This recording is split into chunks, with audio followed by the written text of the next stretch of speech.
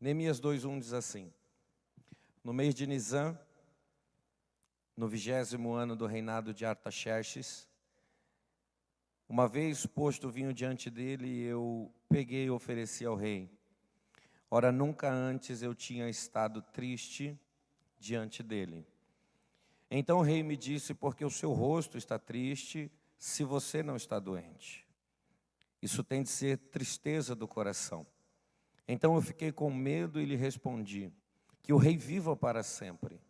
Como não poderia estar triste o meu rosto, se a cidade onde estão sepultados meus pais está em ruínas, e os seus portões foram queimados?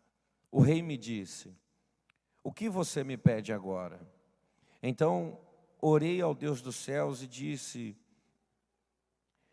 se for do agrado do rei, e se este servo encontrou favor na tua presença, eu peço que o rei me envie a Judá, a cidade onde estão os túmulos dos meus pais, para que eu a reconstrua. Então o rei, que tinha a rainha sentado ao lado, me perguntou: quanto vai durar a sua ausência? Quando você voltará? Marquei certo prazo, e o rei se deu por satisfeito e me deixou ir.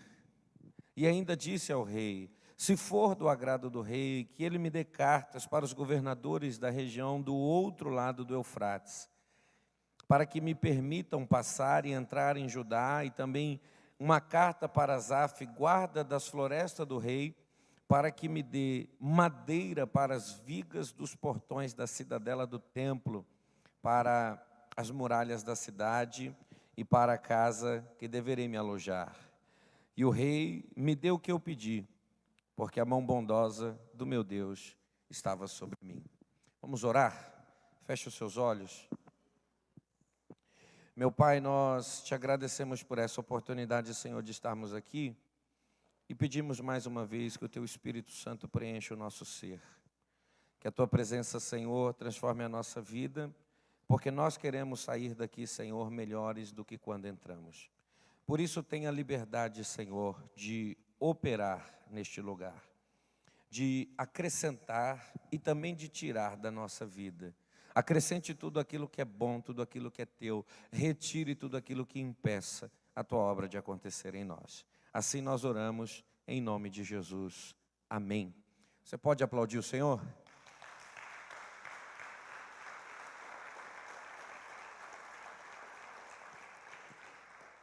Nós estamos ouvindo algumas palavras de maneira muito repetida nos últimos tempos.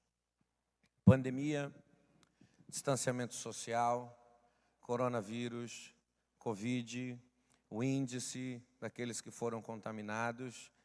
Nós temos ouvido agora a palavra vacinação, e isso tem gritado nos nossos ouvidos constantemente, já vai para 2 anos ou mais. Só que, em paralelo a isso, tem uma outra palavra que não é tão dita, mas que todo mundo espera, e essa palavra é a palavra restauração. De maneira global, nós estamos esperando restauração. De maneira nacional, os países, individualmente falando, também estão esperando restauração. Cada uma das cidades que nós moramos, as cidades do nosso país, está esperando um novo tempo onde as coisas possam voltar ao normal, porque restaurar é voltar a um estado que antes essas pessoas já viveram. Nós sabemos que isso é muito difícil, mas socialmente falando, financeiramente falando, economicamente falando, as pessoas estão esperando voltar como era antes, muita coisa num processo de restauração. A Bíblia é um livro que fala sobre restauração. De Gênesis a Apocalipse, nós estaremos olhando para ela e nós veremos Deus restaurar coisas ou Deus usar homens para restaurar coisas que o homem mesmo destruiu. Sempre nós vamos ver a palavra restauração aplicada no texto bíblico, proporcionando a nós esperança. Por isso que é um livro cativante, apaixonante, pastor Damião. Porque quando nós olhamos para ela, vemos que existe esperança. Porque o mesmo Deus que fez antes, Ele pode fazer hoje. E se Ele faz hoje, talvez não na nossa vida, mas na vida de pessoas que estão no nosso cotidiano, amanhã Ele pode operar mais uma vez para a glória do seu nome, porque Ele é Deus. A palavra de hoje é sobre restauração coletiva. E por que isso? A expectativa é geral. Acredito que o nosso país, de maneira completa, ele está esperando uma melhora. A cidade de Cubatão, a cidade de Mongaguá, de Itanhaém, onde eu moro, está esperando com que isso possa acontecer. E eu me lembro, quando eu era um infanto adolescente, que de frente à casa do meu pai, tinha um casal de servos de Deus, cristãos, que eles tinham aproximadamente uns 10 filhos. E desses 10 filhos, todos eles, menos um, eram abençoados, instruídos na palavra e obedeciam aos seus pais. Expressões como a ovelha negra da família, a gente não vê mais. E aquilo, pastor Sérgio, era real diante dos meus olhos, porque de uma família com muitas pessoas, somente uma pessoa precisava ser restaurada. E a palavra de hoje é coletiva, porque não somente por causa da pandemia, mas por causa de outros males, nós estamos falando de uma restauração para grupo. Quer seja ele empresarial, quer seja ele municipal, mas o foco hoje aqui é familiar. A restauração ela é necessária, e agora Neemias ele está descrevendo que no mês de novembro, ele chega diante do seu Senhor a primeira vez triste, e ele poderia ter chegado triste outras vezes, porque a vida dele, mesmo estando dentro de um palácio, era a vida de uma pessoa cativa. Ele era servo, mas não era liberto. Mas entendendo aquilo que Deus tinha para a vida dele, nunca se entristeceu. Porém, ao ouvir uma notícia, ficar sabendo de como estava seu povo, a cidade que ele cresceu e como ele disse, seus familiares estavam sepultados, ele ficou entristecido com isso e se aproximou diante do rei, a ponto do rei perceber a expressão de tristeza e amargura no seu rosto. Esse rei pergunta para ele, o nome do rei é Artaxerxes, e pergunta para ele: o que é que está acontecendo com você? Você não está doente. Essa tristeza não é porque você sente uma dor física. É uma doença da alma, você só pode estar doente do coração. O que é que está acontecendo? E aí ele tem a oportunidade de testemunhar ao rei o porquê que ele está vivendo essa situação, porquê que ele está tão afligido a ponto de expressar o que ele está passando. E ele fala: olha, meu povo está sofrendo. Eu não suporto ver a história de um povo que foi chamado para viver em glória, está nessa situação. A situação é de vergonha, a situação é de humilhação, a situação é de miséria, insegurança, não tem mais muro, não tem mais portão. Jerusalém, a cidade da minha família, está destruída. Cada um pode fazer o que quer. As poucas pessoas que ficaram lá não tem muita alternativa, eles estão à mercê de qualquer coisa. E esse rei pergunta para ele: o que você quer fazer? E ali ele pede autorização para que ele possa partir, para que ele possa ir, para que ele possa se colocar à disposição para uma mudança. O que me chama a atenção é que, além de pedir liberação para ir, ele também pede coisas que são necessárias para que a restauração pode acontecer. E por incrível que pareça, Neemias consegue sair da presença do rei, levando tudo e um pouco mais daquilo que ele esperava. Porém, o testemunho só aconteceu porque a boa mão de Deus estava sobre a minha vida. E eu não preciso pôr isso entre parênteses, eu posso falar isso diretamente para você. A restauração que a gente espera só vai acontecer se a mão de Deus for sobre a nossa vida. Se não for a mão de Deus, não vai haver restauração. Se não for a mão de Deus, não vai haver mudança. Se não for a mão de Deus, a gente não vai conseguir ver de novo coisas que nós já vivemos antes. O nosso país está em crise. A nossa sociedade está cada vez mais imoral, perdida, e essas coisas têm que doer na vida daqueles que servem a Deus. Algumas coisas me chamaram a atenção, e por isso que nós vamos falar sobre essa restauração coletiva, porque estamos olhando para a nossa família e não vemos mais uma pessoa ou outra com problema de alcoolismo ou drogas. Não vemos uma pessoa ou outra com problema de desemprego, porque ela não tem caráter para permanecer no trabalho. A família, a instituição família está sendo bombardeada o tempo inteiro. A palavra crise tem alcançado os nossos lares. Pais não conseguem administrar os seus filhos, como já foi dito aqui, não tem diálogo, não tem conversa. Se não tem conversa, não tem instrução. Se não tem instrução, não tem caminho de vitória. Marido e mulher dificilmente concordam em alguma coisa. Cada um tem uma opção melhor, cada um tem um plano melhor, cada um tem algo que é mais seguro, cada um tem uma opinião que é mais sensata, e a contenda, a intriga, a divisão e, infelizmente, as coisas do mundo entrando dentro da casa do povo de Deus e destruindo as suas famílias. E me chama a atenção que esse processo de restauração vai acontecer segundo a boa mão de Deus, porque um homem se dispôs. E eu digo para todos que estão ouvindo aqui, a mudança coletiva, a restauração coletiva, muitas vezes não vai começar a partir de um grupo inteiro, mas vai começar a partir de uma pessoa apenas. Eu queria dizer para você que você pode ser responsável pela transformação que Deus vai fazer no meio da tua casa, para a sua família. E como isso aconteceu? Neemias começa a relatar que chegou alguém para conversar com ele. E existe diferença entre conversas. Nem toda conversa é igual. Existem conversas que fazem mal e existem conversas que fazem bem. A má conversação corrompe o bom costume. Só que a gente entende na palavra de Deus, até mesmo Deus falando para Ezequiel, que para a restauração conversa é necessária. E agora Neemias, a partir de um diálogo sobre o problema, o início, o start de uma restauração vai começar. Por quê? Porque diálogo é a fala que há, a interação entre dois ou mais indivíduos. Eu poderia até falar assim, que diálogo é conversa de gente curiosa. Eu vou me inteirar sobre esse assunto. Eu vou conhecer um pouco mais. Eu vou descobrir o que é que está acontecendo. Eu preciso saber, e isso é diálogo, diferente da fofoca. Porque a fofoca tem o dito maldoso. A fofoca é uma afirmação que não é baseada em fatos concretos.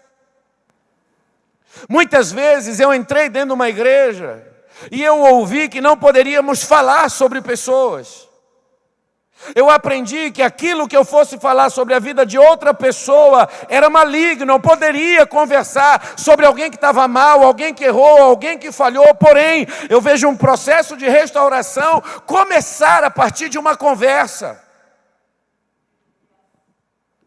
Andamos muito tempo com uma mordaça na nossa boca, porque aprendemos a não conversar sobre os nossos problemas, a não expor as nossas dificuldades, a não se inteirar do assunto das pessoas que nós amamos. Mas pastor, falar dos outros não podem. O que não pode é uma intenção errada, perversa, maligna, facciosa, ilusória, mentirosa, porque isso denigre, abate. Mas a conversa saudável, fundamentada na verdade, ela é poderosa para despertar mudança no meio do povo de Deus. Neemias está conversando sobre um problema. O problema traz vergonha, pastores.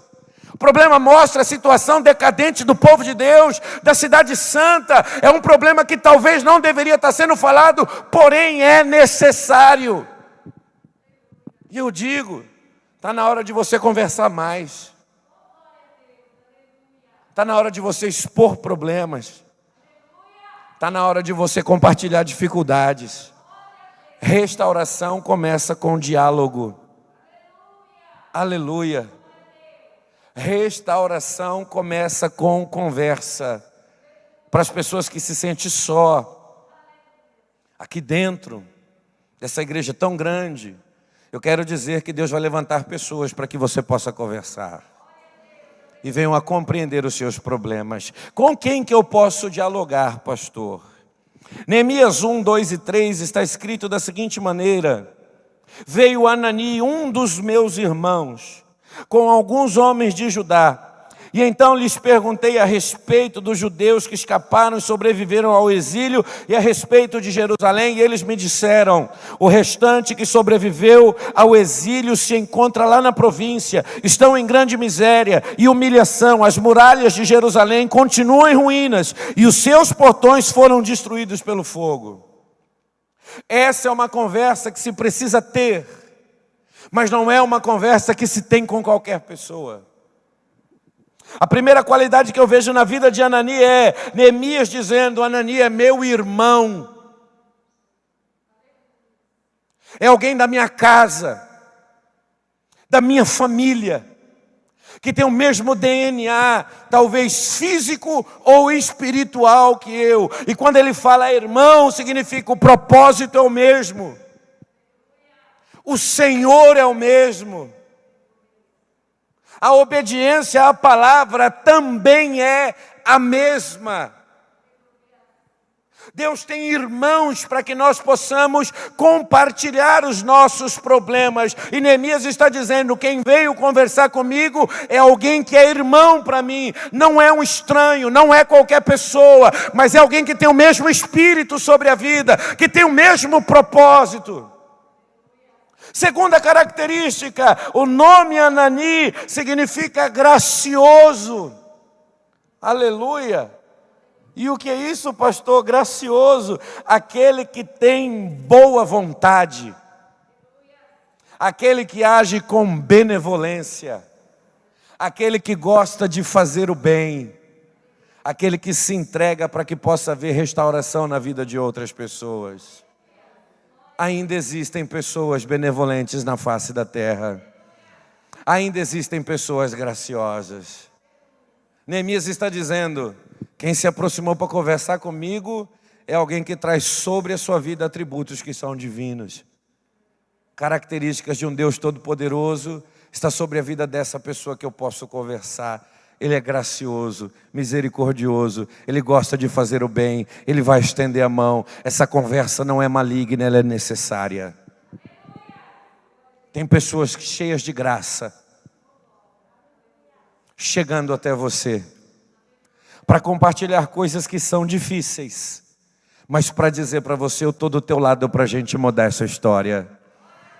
Profetizo aqui em nome de Jesus, vai haver restauração na nossa vida, vai haver restauração na nossa casa.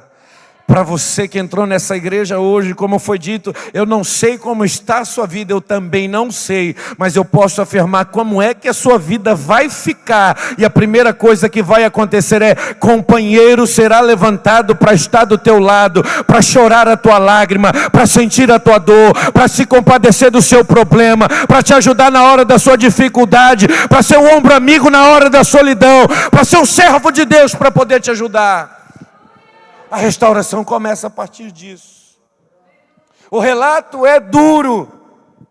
Quem sobreviveu está lá. A situação é de miséria. As muralhas continuam em ruínas. Seus portões foram destruídos pelo fogo. Verso 4. Quando eu ouvi essas palavras, eu sentei, chorei e lamentei por alguns dias. Fiquei jejuando. Fiquei orando, fiquei falando com Deus.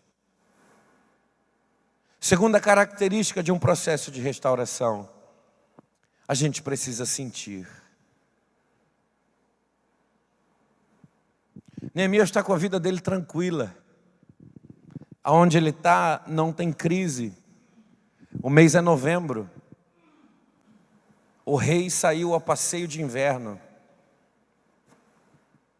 Quem vai em Campos do Jordão sabe que existe um palácio do governador lá, onde quando chega o frio, a alta temporada, o governador vai passear e descansar no tempo frio. Aonde Neemias está, não tem problema. Com quem Neemias está vivendo, não se encontra dificuldade. O momento que eles estão desfrutando é de prazer. Mas quando ele ouve o relato dos seus, ele sofre. ele sente. Oh, glória! É necessário sentir, querido. Quem não sente não consegue fazer nada.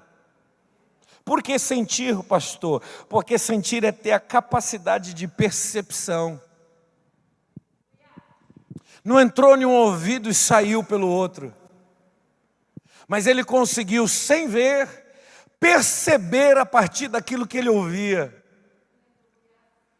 Já viu quando alguém fala com você, seus olhos não estão vendo, mas a sua imaginação consegue criar o cenário, ele está totalmente distante. Mas quando ele olha para aquilo que ele está ouvindo, ele consegue figurar o que está acontecendo, ele percebeu a dor. O que é sentir? É ter a consciência, e essa consciência pode ser física ou moral. Porque no relato está escrito da seguinte maneira: a situação é de miséria. E eu não sei se você sabe, se você conhece o que é fome. Mas agora ele consegue ter a consciência da dificuldade que estão enfrentando, do problema, do cenário que existe nesse lugar. E se não bastasse isso, isso também pode ser moral. Por quê? A cidade gloriosa do grande rei, ela está totalmente destruída. O povo que andava com vestes especiais para poder entrar no templo e adorar o nome do Senhor, agora está com suas vestes sujas, maltrapilhos. Moralmente falando, é um povo envergonhado. Moralmente falando, é um povo que está cabisbaixo, é um povo que não tem alegria. Você já olhou nos olhos de alguém que não é feliz? Você sabe. E a história começa assim: que foi, Neemias? Porque você está triste. A tristeza dos seus irmãos tomou conta da sua vida e ele sentiu isso. Sua casa tem problema? Está na hora de você sentir as dores. Sua cidade tem problema? Está na hora de você sentir as dores. Seus irmãos estão com dificuldade? Está na hora de sentir as dores. E o que é sentir? Sentir é deixar-se impressionar por alguma coisa. Nós temos o péssimo costume de ouvir algumas histórias e a gente cai no sarcasmo, no deboche, a gente ridiculariza. Porém, Neemias agora ele está sentindo e ele está impressionado. O cenário é de tamanha destruição que isso impressionou a sua vida. E talvez nós, diante de uma situação dessa, impressionados com o caos, daríamos um passo para trás e diria: Senhor, tenha misericórdia. Mas a Bíblia mostra que ele se impressionou, sentou, chorou e jejuou. Está chorando por quê, Neemias? Porque está doendo em mim. Está cabisbaixo por quê, Neemias? É porque está doendo em mim. Mas você tem tudo? Não te falta nada?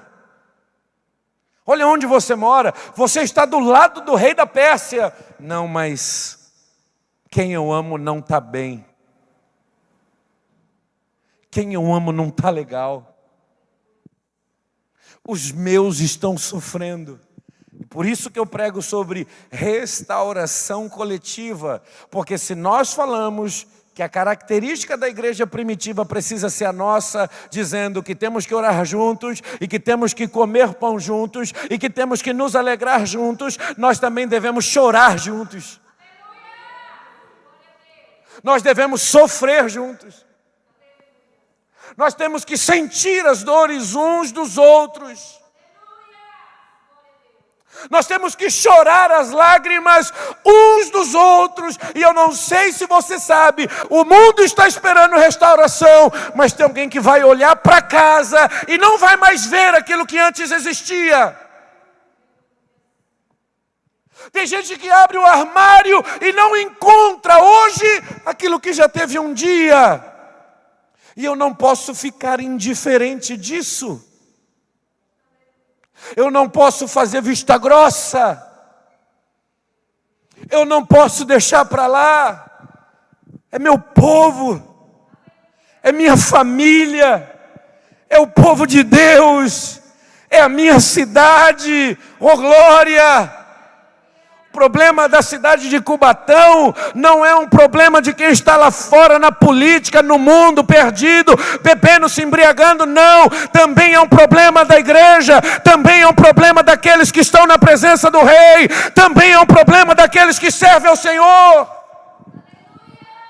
O problema da fome lá fora também é problema nosso. O problema da violência contra crianças, da violência doméstica, também é um problema nosso. Mas às vezes a gente fica feliz, porque não é o meu problema. Só que a restauração não acontece. Quando doer em mim, as coisas vão começar a mudar. Quando doer em você, nós vamos nos mover para fazer alguma coisa. E guarde bem o que eu vou te falar. Quando a gente se move na terra, o Senhor começa a mover as coisas no céu. A restauração para esta cidade vai começar a partir da igreja de Jesus Cristo. A restauração das famílias dessa cidade vai começar através da igreja de Jesus Cristo. Oh, glória!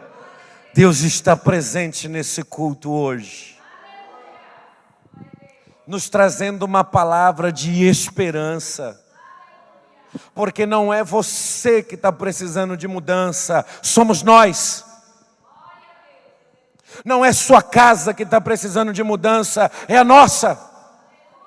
Não são seus filhos que estão precisando de cuidado, são os nossos filhos que estão precisando de cuidado. Porque o diabo se levantou para destruir tudo aquilo que ele pode ver. Não só a sua casa, mas a nossa casa. Então nós precisamos nos unir, sentindo a dor uns dos outros. Porque quem se junta para sentir dor hoje, amanhã estará de pé junto adorando o nome do Senhor nosso Deus. Eu quero profetizar que depois da lágrima virá um tempo de alegria. E eu vou repetir isso aqui em nome de Jesus. Depois da dor virá um tempo de cura. Depois da miséria virá um tempo de prosperidade. Depois da lágrima virá um tempo de alegria. Depois da crise virá um tempo de paz. Oh, glória! Alguém entende aquilo que Deus está falando hoje nessa igreja? Está doendo agora, mas se nós tomarmos a atitude certa, essa dor vai passar. O nome do Senhor vai ser glorificado e o povo de Deus terá uma vida melhor.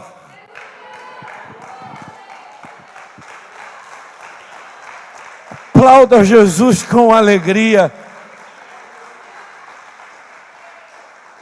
Neemias está sentindo, ele está impressionado. Isso não soou legal. O que ele tem a ver com isso, pastor? Está tão longe. Não importa. Deus levanta as pessoas certas na hora certa. Terceira característica de um processo de restauração: orar. O moço do teclado pode me ajudar?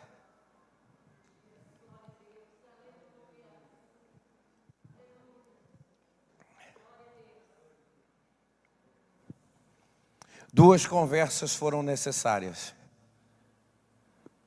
A primeira entre homens, a segunda entre o homem e Deus. Conhecemos problemas, identificamos dificuldades e passamos a falar com Deus. Neemias não vai procurar outra casa,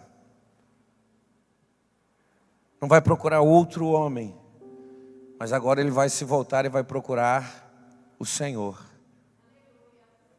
E me permita falar isso: quem não sente dor não ora direito.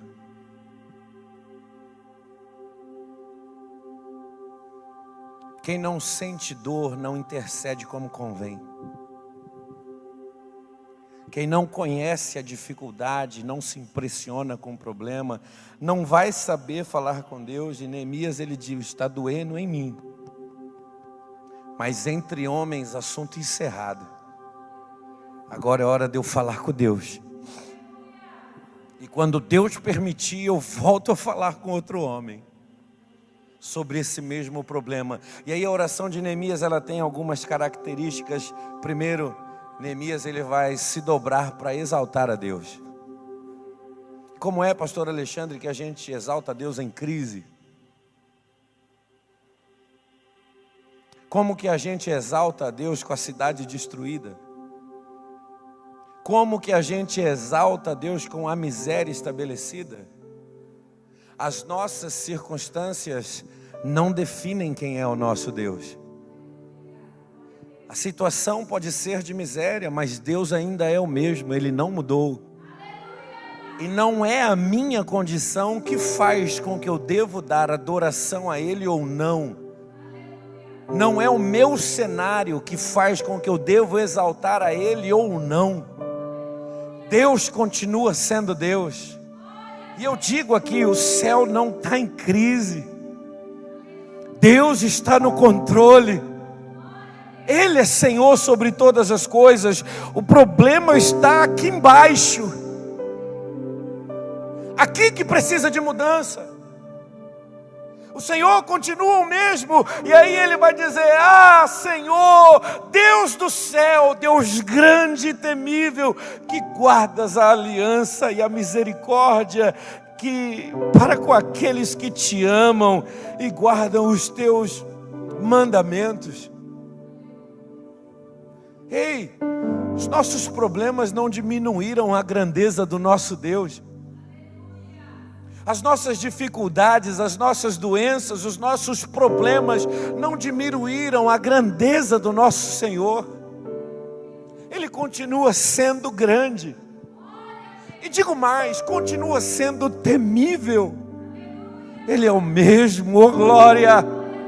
Repetirei isso daqui até você entender. Ele é o mesmo, Senhor dos exércitos é o seu nome. Ele é o Rei da glória, o general de guerra, que nunca perdeu uma batalha. Mas o povo dele está perdendo porque tirou ele da questão.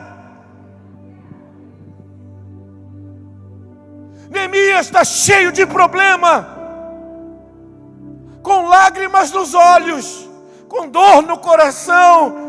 Mas ele está dizendo: Deus, Tu é grande, Tu és Senhor. E eu queria hoje fazer essa pergunta para você. Mesmo com todos os problemas que você tem, que a sua casa está enfrentando, você tem conseguido expressar adoração e louvor a Deus?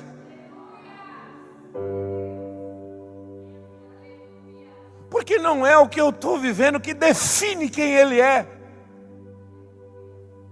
Não é a situação que está à minha mesa que define quem é o Senhor. Neemias começa exaltando. Segundo, ele vai lembrar das promessas de Deus. Olha o que diz o texto, verso 6.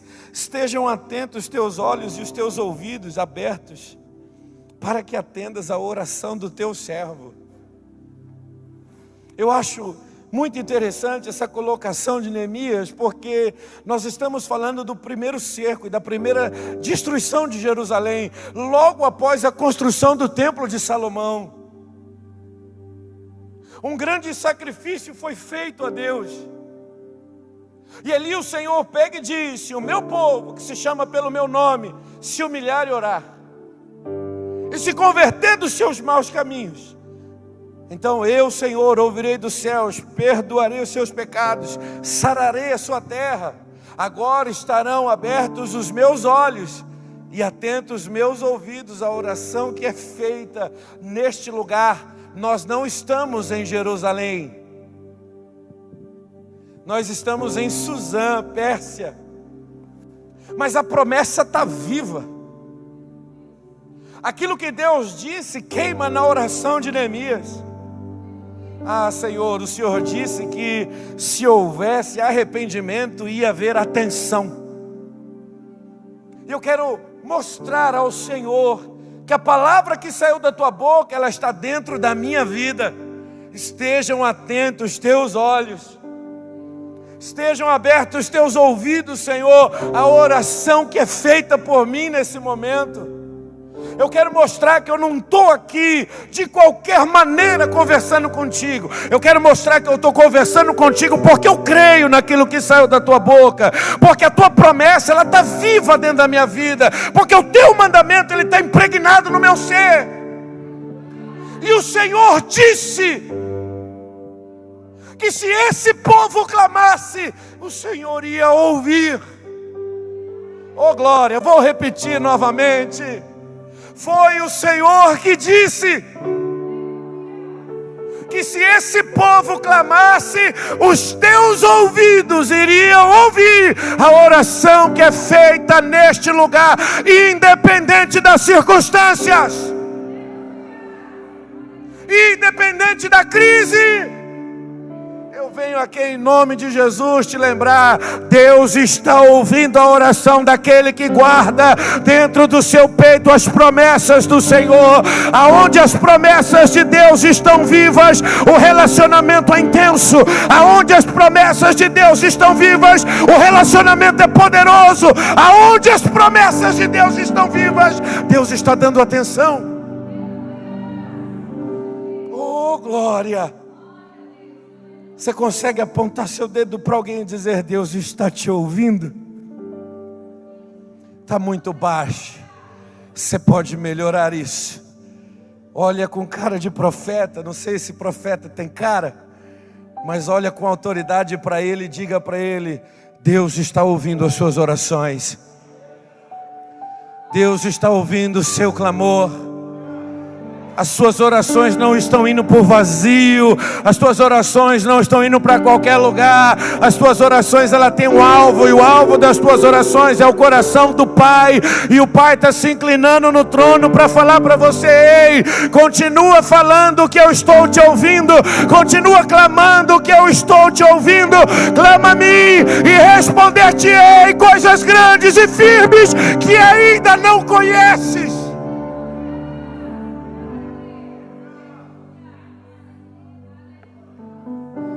Terceiro, Neemias não pecou, mas Neemias confessa pecados.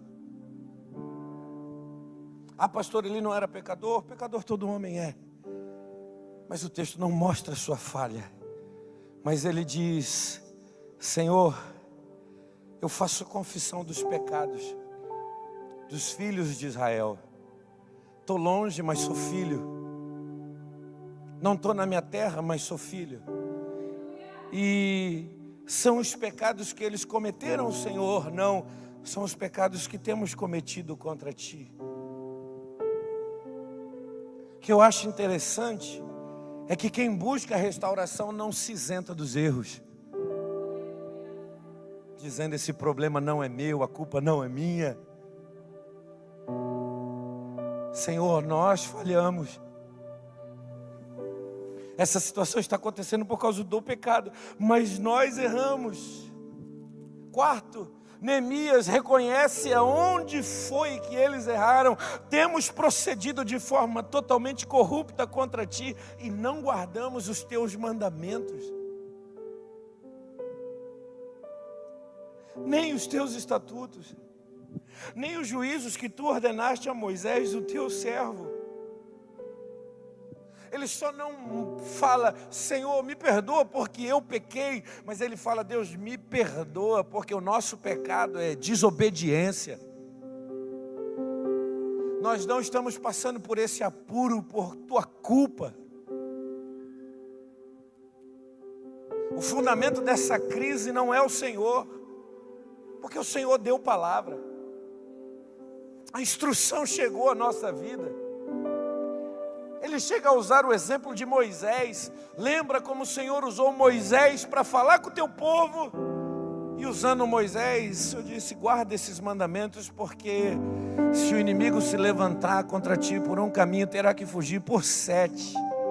Só que o inimigo não fugiu, ele invadiu. Não foi a tua palavra que falhou no céu, mas foi a obediência que faltou na terra. Talvez estamos buscando uma restauração hoje. Talvez você e a sua casa busquem uma restauração hoje, não por falta de palavra ou de instrução, mas por falta de obediência.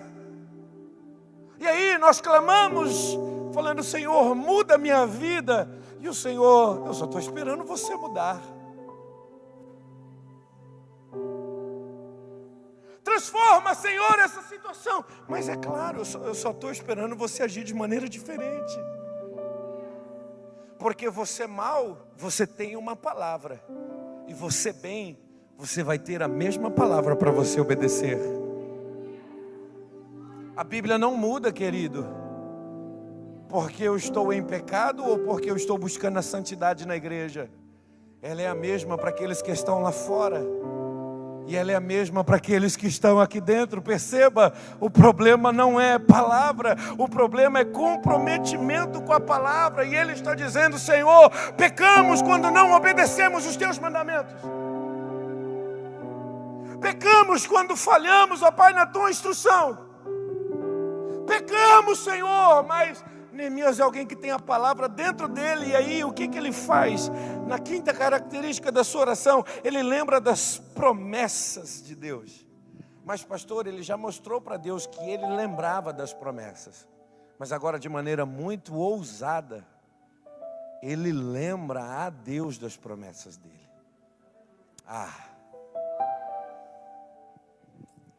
Lembra, Senhor, da palavra que ordenaste a Moisés, teu servo, dizendo: se vocês forem infiéis, eu os espalharei. É isso que a gente está vivendo. Estamos espalhados porque fomos infiéis. O Senhor é tão poderoso que até a palavra para nosso castigo o Senhor cumpre. Mas o Senhor também disse: se vocês se converterem a mim e guardarem os meus mandamentos e os cumprirem, então, ainda que os seus desterrados estejam nos lugares mais distantes da terra, de lá os ajuntarei e trarei para o lugar que escolhi para habitar e fazer habitar o meu nome. Senhor, eu não quero só te mostrar que eu tenho promessa, mas eu quero uma restauração mostrando o que foi que o Senhor disse. Fomos infiéis, estamos sofrendo o castigo. Mas se haver mudança na nossa vida, o que o Senhor prometeu fazer? Se houver uma mudança de curso, se eu permitir, como foi cantado aqui, as tuas mãos me moldarem segundo a tua vontade, o Senhor prometeu que não importa a distância.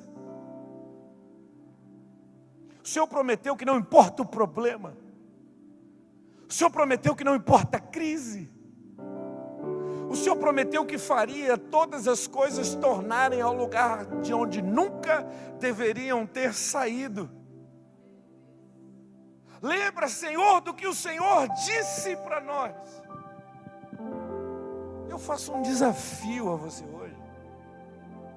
Você é capaz de falar para Deus com Ele, para Ele se lembrar das promessas que Ele te fez? Te dou um conselho: só faça isso se o seu coração já propôs a mudança.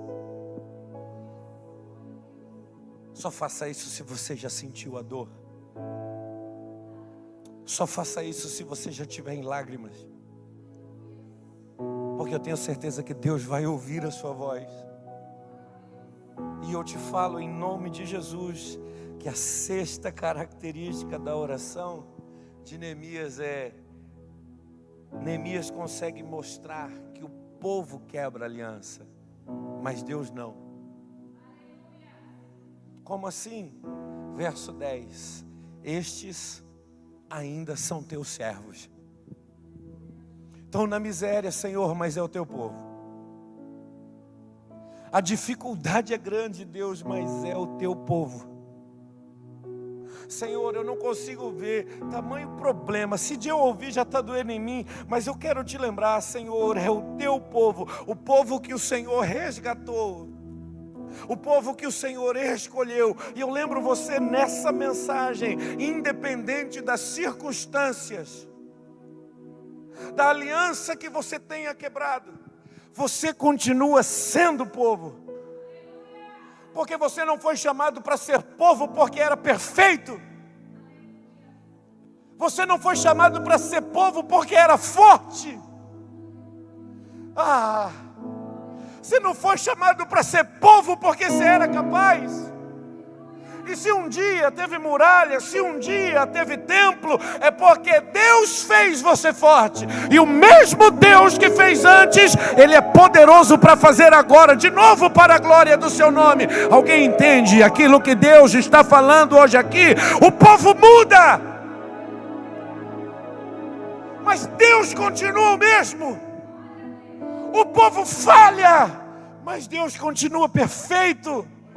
O povo erra, mas o Senhor continua fiel. E talvez você entrou nessa igreja hoje com uma palavra que grita dentro da tua alma: precisamos de restauração. E Deus está dizendo para você: eu ainda sou o mesmo, eu não mudei. Independente da tua mudança, continuo sendo Deus. E digo mais, mesmo em crise, você ainda é meu povo. Mesmo longe do lugar que eu escolhi para você, você que está me ouvindo pela internet, em nome de Jesus, mesmo longe do lugar que eu escolhi para você estar, você continua sendo meu, diz o Senhor. E aonde haverá arrependimento, Deus vai trazer de volta para o lugar de onde nunca deveria ter saído. Vai haver restauração coletiva. Vai haver transformação de pessoas, oh glória.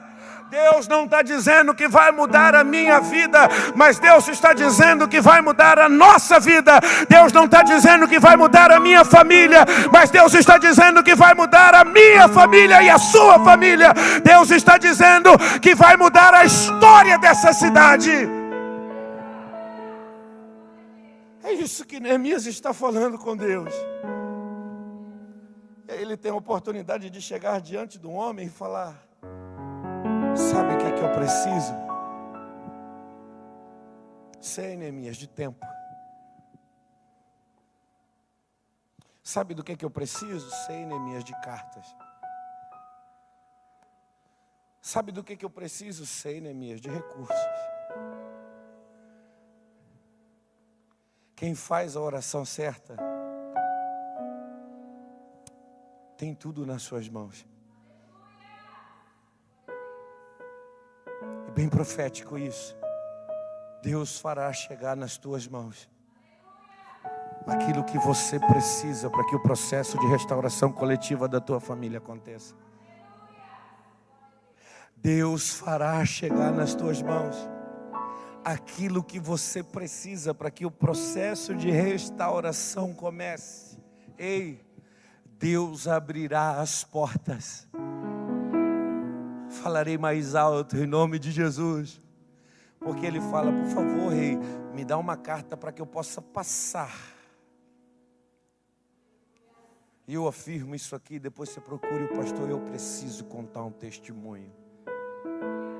Deus abrirá as portas para que o processo de restauração se manifeste através da sua vida.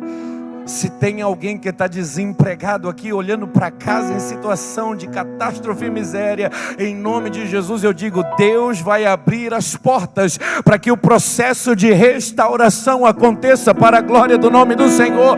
Deus vai abrir as portas que você precisa. Convido você a se pôr de pé. Convido você a levantar uma oração parecida com essa, começando a dizer que Deus é grande. Você pode fazer isso? Começando a dizer que Deus é poderoso.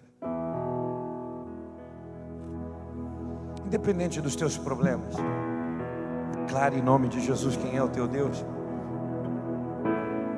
É só para quem tem fé. Declare numa só voz, num alto som, que Deus ainda é grande, que Deus é todo poderoso, que esse problema para Ele não é nada. Oh, aleluia! Se você precisa se arrepender das suas falhas, faça isso. Essa é a oportunidade que você tem de se prostrar diante da mão do Todo-Poderoso, e essa mesma mão vai levantar a sua vida para a glória do Senhor.